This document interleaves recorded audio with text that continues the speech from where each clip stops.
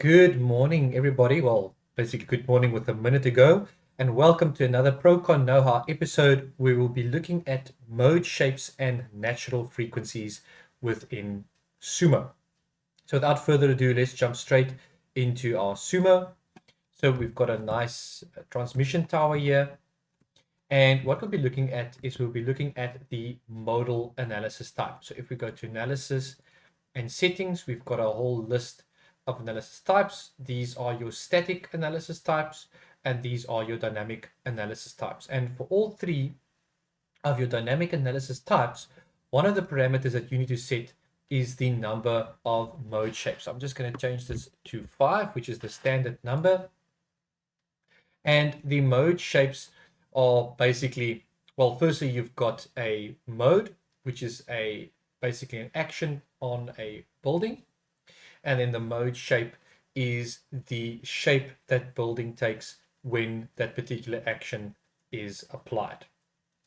Okay, so we do have a blog that we will reference in the description that you can look at that just gives you a bit more information on that. But one of the tricky things when it comes to this type of analysis is how do you determine the number of mode shapes that you need? Now, in general, the number of mode shapes can be determined by the number of nodes that you have, and your number of mode shapes cannot exceed the number of nodes in your particular model. Furthermore, it depends as well on the number of degrees of freedom per node, which is usually around 6. Right, so imagine you have 92 and you have timed that by 6. Okay, that'll be absolutely crazy. So even if you look at the number of nodes, which is now 92, it's the largest number I can see here, you can assume that you will not, well, not you can assume, it is that you won't be able to select or assign more than 92 mode shapes. Okay, specifically in SUMO. All right, now an important thing to note here is that you might not need to do that. Okay, so if I run an analysis, in my results, I'll get the different mode shapes. Okay, so that looks terrible. Let me change the multiplier a bit. This looks way more realistic now. So I'll have 5 mode shapes now, because that's what I determined. And for each one of those mode shapes, you've got a natural frequency. Now, in my grid view, if I go to the results and frequencies, you'll see you've got your modes, your frequencies, your period, modal stiffness, etc. And right here on the end, you've got effective mass X, Y, and Z. You've got these percentage values between brackets. And finally, in row number 6, you've got a total value over here. Now, this is your mass participation percentage. And you want this to be a specific value so that you can be comfortable in knowing that you've selected or you've analyzed the correct number of mode shapes. Okay, so here it's 60.61, 0, and 60.61.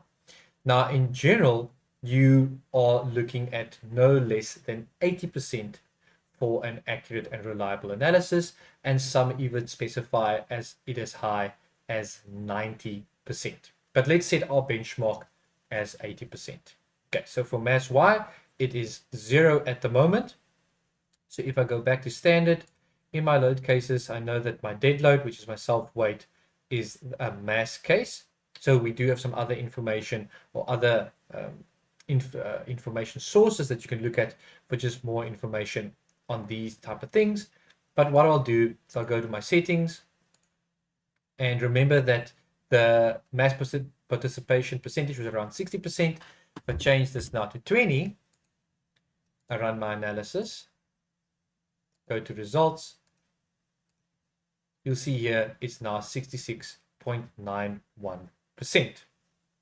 Okay, it's going up quite slowly. So what we might end up doing is we might select the maximum number of mode shapes that we can have for this particular model, which will be 92. Run our analysis.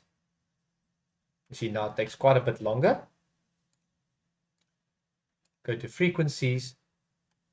And here you see it's 97.51, 79.81, and 97.51. And the interesting thing is if we look at our effective mass Y and we look at the percentage mass, or the mass participation percentage rather, sorry, then you can see here it's 79.81, so we can round up to 80, but we won't get it higher than that for this particular model because we can't exceed a maximum number of 92 for this particular model because we've only got 92 nodes. But for X and Z, we have it as high as 97.51. So all in all, for this particular model, you will need to actually select the highest number of possible mode shapes, which is 92.